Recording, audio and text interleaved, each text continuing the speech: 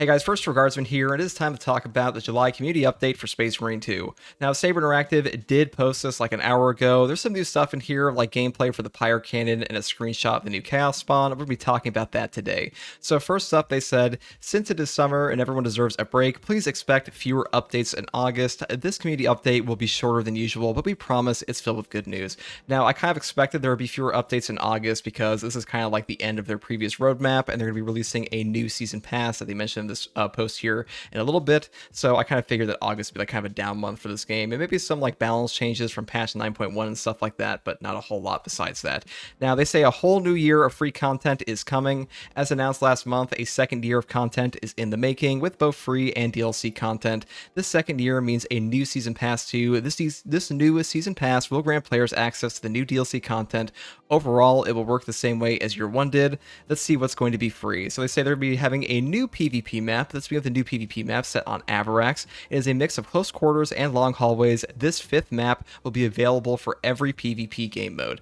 Now, as you all know, I'm a massive fan of PvP, so I'm really excited for this. I'm just kidding, I don't really play PvP. For the people who do love PvP in this game, this is pretty cool. Avarax is a pretty cool planet in the campaign. Personally, my favorite planet overall. They also talk about the new game mode that they mentioned previously, the Hellbrute Onslaught. The new map will be introduced with patch 10.0 and will coincide with the release of a new PvP game mode called the Hellbrute Onslaught. Two teams of Chaos Marines will fight to control strategic areas, but also to take control of the Hellbrute. The first team to take control of an objective gets to control the Hellbrute until the opposite team takes it down. One player gets to control the Hellbrute at a time, and the player will be picked randomly among players who participated in securing the control point. To have the Hellbrute on their side, the team that failed to secure the first control point will need to slay the Hellbrute before securing a new designated control point. Controlling the Hellbrute grants the team a strong advantage, but killing it will also reward points to the opposite team. So that sounds like a pretty cool mode. A lot of people are huge fans of Chaos Astartes, and honestly, I am too. Mostly stuff like Iron Warriors, and well, actually, I'm not a big fan of Iron Warriors, but mostly stuff like Night Lords. But for the most part, it is pretty cool. They actually have to have a purely Chaos Marine game mode, and Hellbrutes are always pretty neat. Now, the new weapon for the PvE is the Pyrecannon. They say new weapons will also be added. Last month we revealed the Power Axe. This month we're happy to show you the Pyrecannon. This weapon is ideal to dispatch hordes. There's a little bit of a gameplay here. Looks like it's on siege mode as well. So this thing was in the campaign a little bit. I'm assuming they've changed it quite a bit for the actual PvE operations. It'll have like its own weapon perk tree and like weapon tier list. So for that, it'll be pretty neat. I'm kind of looking forward to this weapon. It's obviously probably only going to be on the heavy, but besides that, it's pretty cool. More weapons are almost always a good thing. We have had like a new primary in pretty much forever in this game. I can't actually remember if we ever had a new primary in this game. I don't think we did, but this is pretty cool. I'm also looking forward to the Power X. Now, they also say there's a new Majoris enemy Chaos Spawn. Now, I wasn't sure if this was going to be a Majoris or not, but considering this thing looks like a yoked out Zangor Enlightened, or even just like a normal Zangor, it kind of makes sense it would be a Majoris. They say a new Majoris enemy will also reinforce Chaos Forces, the Chaos Spawn. This abomination has 3 different variations, each with their own moveset and abilities. Take a look at one of them. So this one looks like an absolutely steroided up Zangor, which is pretty funny. This really is just the Zangor faction. But kind of curious to see what the other two are going to be like. Hopefully these guys are like melee focused, and considering he's a giant like crab claw, I'm assuming he will be melee focused. There was like a leak of gameplay for these guys a while back, but there's only like one variant of them. They do have like an AoE variant as well, but hopefully this will make the chaos composition they previously mentioned they wanted to change a little bit better and have more of a melee focus at times beyond just pure Rubric Marine range spam. And if this is like an absolutely goated enemy, it might fix the chaos faction outright, which would be pretty good. Now they also say a new game mode and modifiers.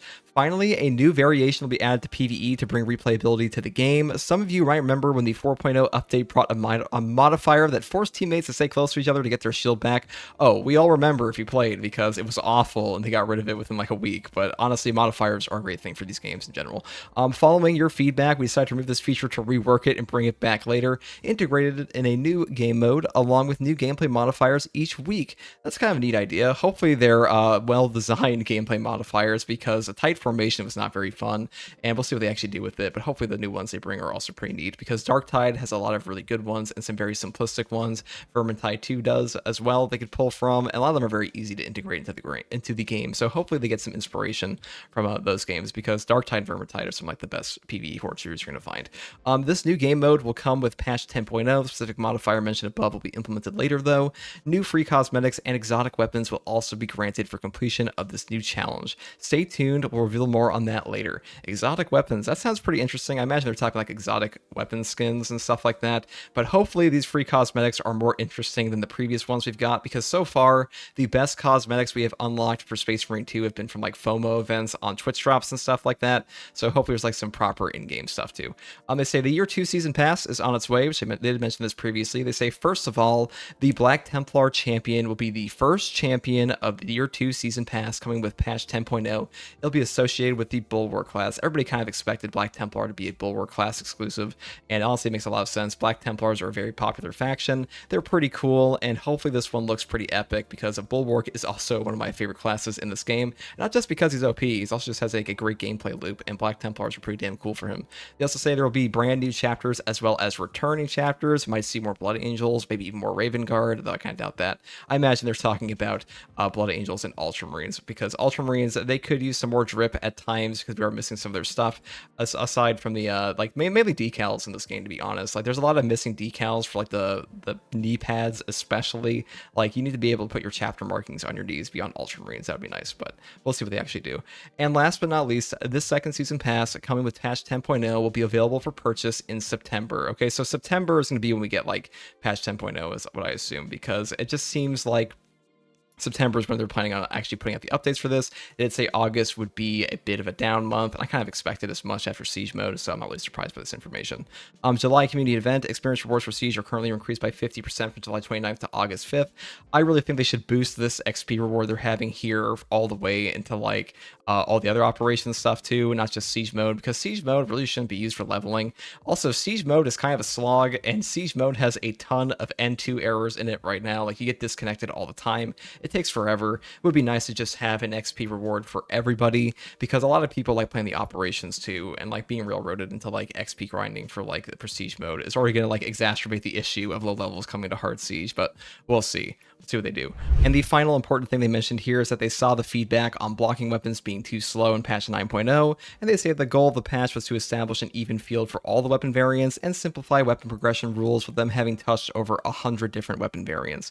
They say they will continue to work with our feedback and make necessary adjustments. I think everybody kind of expected them to like up the speed on blocking weapons. Usually Saber Interactive does respond to like major community outcry, and a lot of people love this patch outside the blocking weapon decreases in speed, and really it's only bad for a couple of them, but either way I'm happy to hear this, because some of them do feel a little awkward to use at the moment, but overall blocking weapons are still in a pretty good spot for the most part. They say that's all there really is for this month though. I am kind of interested to see what we'll see in the upcoming Season 2 pass, how much information they will actually give us on the Season 2 upcoming DLCs and stuff like that, because for the original Season Pass, they didn't really tell us much, but we'll see what they do in the future, because this is Saber Interactive. They don't always tell us everything, and they do kind of keep things hidden at times. But that's pretty much all I have to say in this video, guys. Let me know what you think about the upcoming updates for Space Marine 2 in the Year 2 Season Pass. If you'll be picking up the Season Pass, I definitely will be.